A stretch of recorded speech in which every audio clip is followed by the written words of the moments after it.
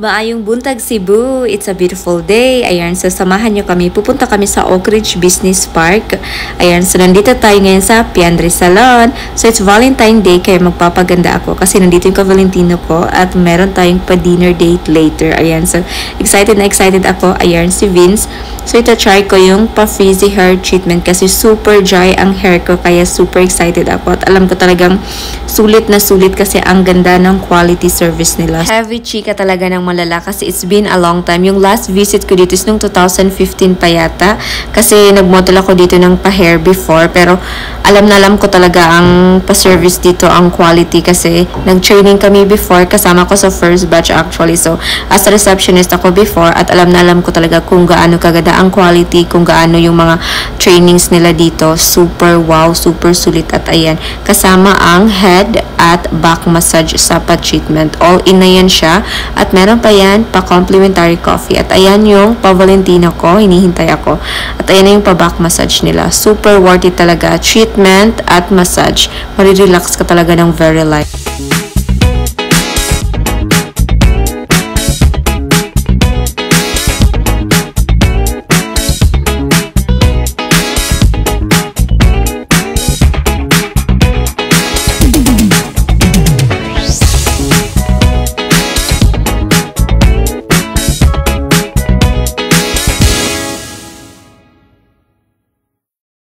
Ayan, pina-GGSS feels talaga ang feeling ko dito. Super feel na feel ko talaga ang ganda-ganda ko. Ayan, parang only Piandre touches my hair. Charis! So, ayan, thank you Vince sa lahat ng staff. Super friendly talaga, accommodating. Ayan.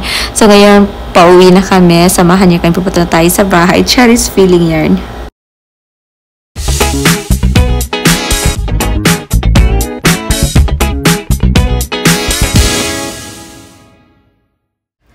Ayan, napadpad muna kami sa Ayala ng Very Light at ayan, nagutom ang mga person kaya nag-try kami nitong pa-sandwich at super yummy talaga siya.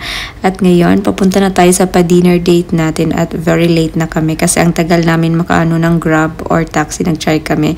Ganito pala pag Valentine Day sa Cebu, very traffic ng malala.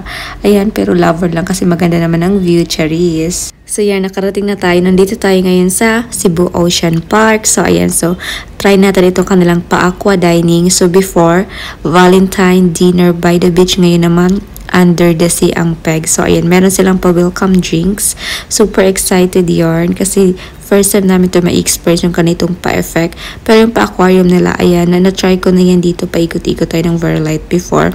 Ayan, so super ganda kasi may mag-a-assist sa inyo and si ate girl, very welcoming, very accommodating. At pwede rin kayo mag-ikot-ikot dito after nyong kumain, mag-photoshoot, magpa-reels. At akala talaga namin dito kami sa baba kakain pero doon pala kami sa taas. Super amazing. At ayan, dito kami sa taas. Super ang ganda ng view. Tadaan! Ito yung Romantic Oceanarium. Ito yung dito mismo sa main tank nila, sa main Oceanarium. So, ito yung 6,000 per couple, 3,000 per person. Pero meron naman siyang mas mura sa baba, yung sa gilid. Pero ito kasi meron siya mga pa-complimentary chuchu. Kaya if gusto mo yung ganitong background at may mga pa-something surprise gift, ito yung pipiliin nyo, Charis. Pero ito lang talaga yung Valentine offer nila. At ito yung ka-date natin, Charis. Okay. What's this one? Wow! 299 peso ring. So cute. We get a keychain.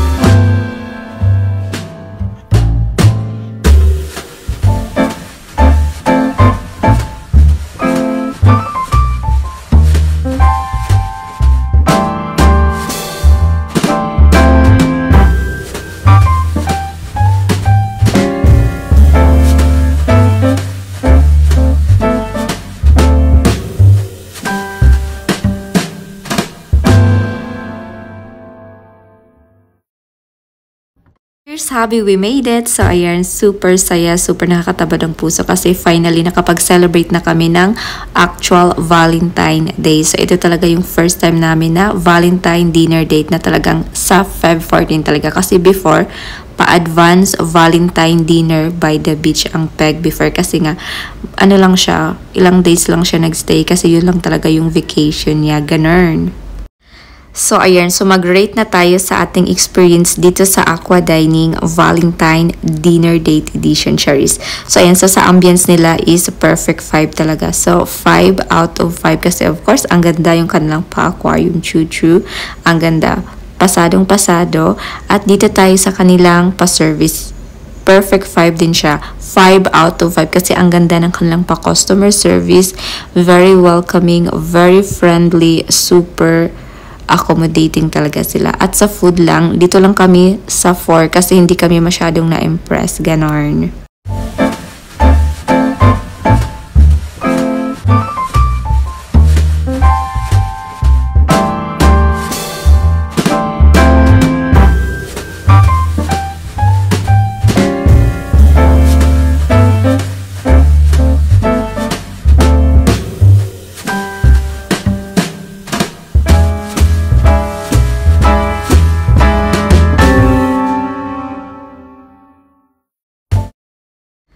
Ito na yung pa-dessert, Swan Cream Puff Delight. Super ang ganda ng kanilang pa-garnish. Ayan, very romantic talagang. Mafe-feel mo talaga ang vibe, Charis. At 5 course pala itong pa-Valentine dinner date. At ayan, ang ganda ng background kasi kami na lang ang natira kasi late kaming dumating. Kaya sinisavor namin ang moment na kapag film kami ng very light. Kasi ayan, solong-solo namin ang lugar.